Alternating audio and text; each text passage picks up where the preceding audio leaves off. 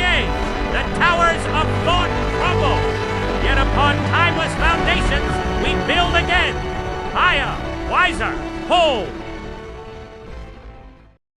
If I'm going to summarize for you what is the purpose of life or how does this world came to be, I've told you that my choice was I choose to believe that this world came to be through an intelligent creator. We are not yet at the discussion who that creator is, what he is, and all of that. We're not there. Just at this moment, we are like, my choice is to believe that by faith that there is a God. I don't have 100% evidence that I can share with you and say, if you don't believe this evidence, then you're a fool not to believe that that there is God. No, there's not such an evidence, and except one that is anecdotal and personal. There's also on the other side. So these are things we discussed quite a lot.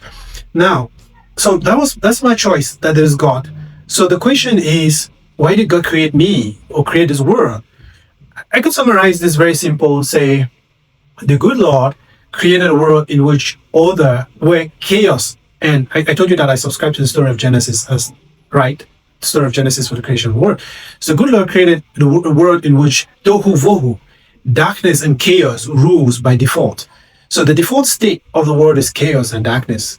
Until we read Genesis 1 verse 1, it says God created the heavens and the earth was tohu vohu, formless and void, and darkness was over the face of the deep. That's the default state of nature, of life. You can't leave your house, say for example that maybe some wind blew and made a mess of your home. You can leave it and come after 3 days and somehow it arranges itself. What usually happens is the opposite. You leave your home tidy, you leave everything tidy, and you come back, somehow it's degenerated. It's called, I think the first law of thermodynamics, the law of entropy.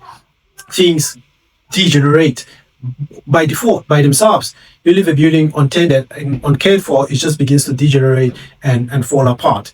Chaos is the default state of the world. Things naturally move towards chaos, deintegration, and death. Naturally, on default, that is the direction in which everything is moving, because that's how the good Lord created the world by default. That's the nature of things. So in my worldview, there's no such thing as once a good Satan that becomes, once a good angel called Lucifer.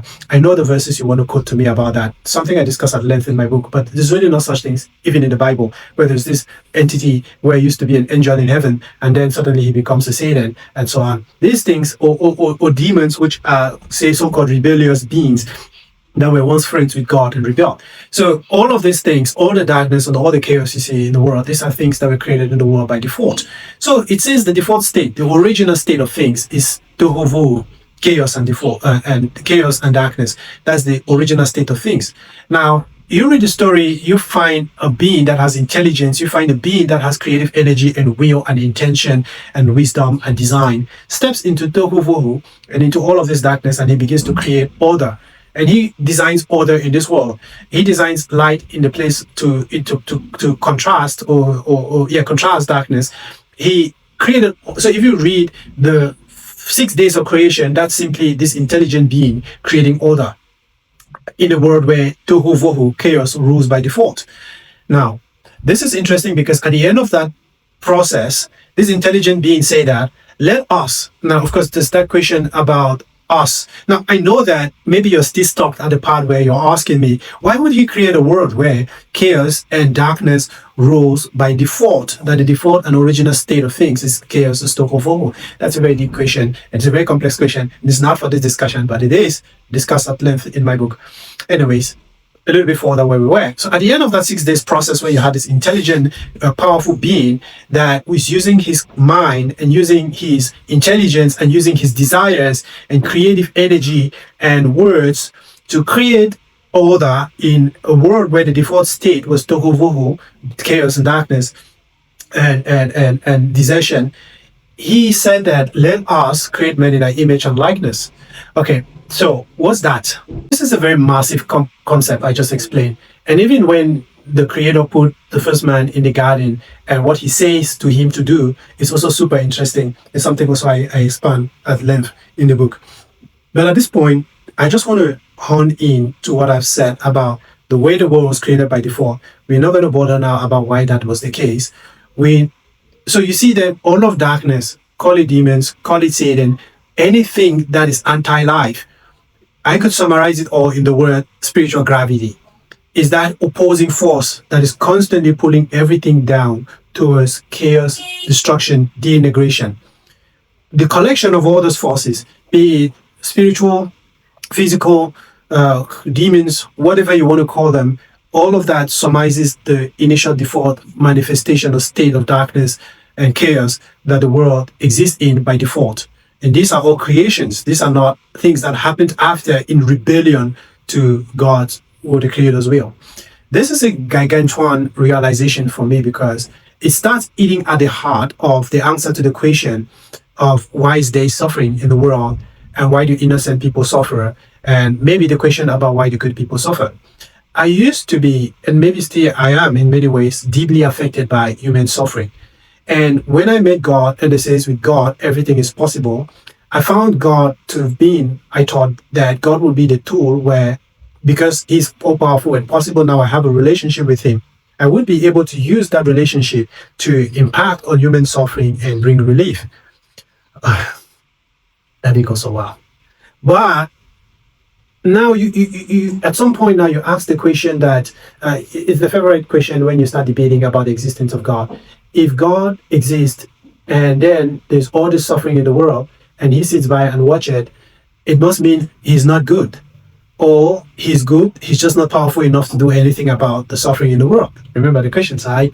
Or if He is powerful enough to do something about the suffering and all the pain in the world, then He's not doing anything apparently, then He's not a good God. He's a monster, because we human beings in general are so moved. I remember there was some time in my years of pain, I'm like, God, I remember praying to God that, look, God, I'm a human being, but I think I'm better than you, because if I saw you suffering the way I'm suffering, I promise you I will help you.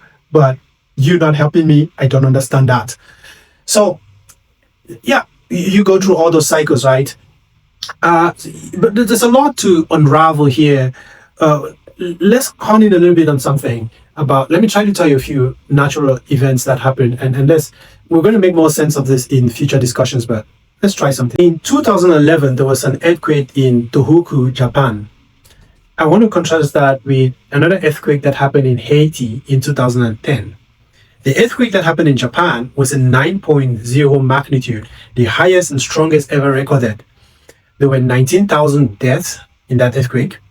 And most of that death happened, it came from a tsunami that happened after the earthquake. And then the 19,000 deaths was not necessarily as a result of building collapsing and all of this stuff as a result of the earthquake. It was as a result of a tsunami that happened after the earthquake, or just following on the heels of the earthquake. And that's how the 19,000 people died. It's an enormous number, and it's really heartbreaking. In Haiti had a 7.0 magnitude. It's weaker than what happened in Japan. In 2010, it was a 7.0 magnitude earthquake. You would imagine how many people died. 220 to 300,000 deaths from that earthquake.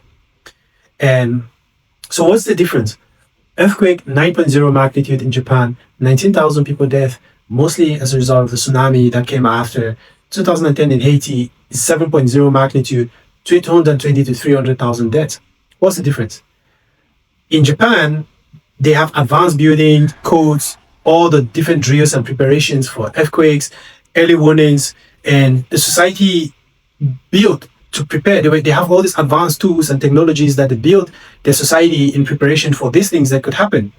In other words, they were prepared, or they built an embankment for the chaos and darkness that exists in the world by default.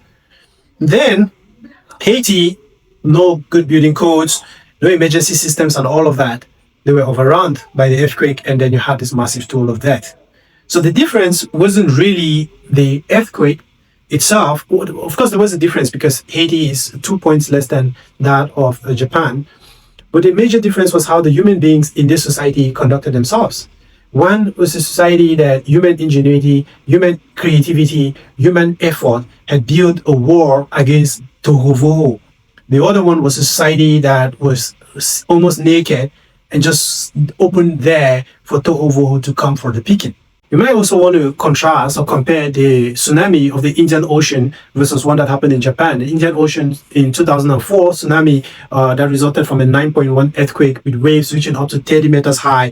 That recorded about 230,000 dead people in 14 countries. I mean, that's a massive number. It's insane. It's death in a total way. If you're not seeing, you can't believe it's unimaginable. And why? Well, Japan, we talked about that, about 16,000 deaths of similar magnitude of earthquake, 16, 19,000 deaths. Tsunami, from that tsunami, 230,000, 16,000. What was the difference? Not necessarily the tsunami itself, but the Indian oceans, the whole societies that were surrounded that did not have warning system, no coastal awareness, no preparations, and all that way, as compared to that of Japan, of decades of education around this, preparation, coastal defenses, and all its evacuation strategies and all of that. Again, what's the difference? We have human beings through human ingenuity, they are prepared and build a wall against Tohubohu, and we had those who just were not so prepared.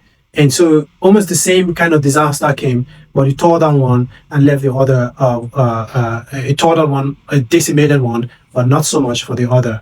There's so many things like this that we could contrast. We could contrast Katrina in 2005 versus Amphan in Bangladesh in 2020. We can those were storms. We could contrast the storms, the volcano eruption in the Philippines in 1991 and that of Colombia in 1985. There's so many of these different things we could contrast, but the highlight that I want you to think here is that chaos, tohubohu, would be there and would always come. There's this story that Jesus said. He said that those who build their house on truth, on a strong framework, it says it's like those who build their house on a rock, the foundation is a rock. And then he says those who do not build otherwise, it's like building their house on the sand. And he says when the storm comes, not if the storm would come, not that the storm came to you because you're a bad person, not that the storm selects and goes only to bad people. You know, there are many storms that comes to our different lives, and some of them even come and go without us even noticing because we've built strong defenses and strong barriers against those storms. But if you've not been prepared, if your house was built on sand, the least storm threatens your life, and your life is always shaking, you're always having trouble to another, and so on. So this is a massive story because a massive story and a massive understanding and a paradigm shifting understanding from the one I had hitherto of how the world came to be and how the world works.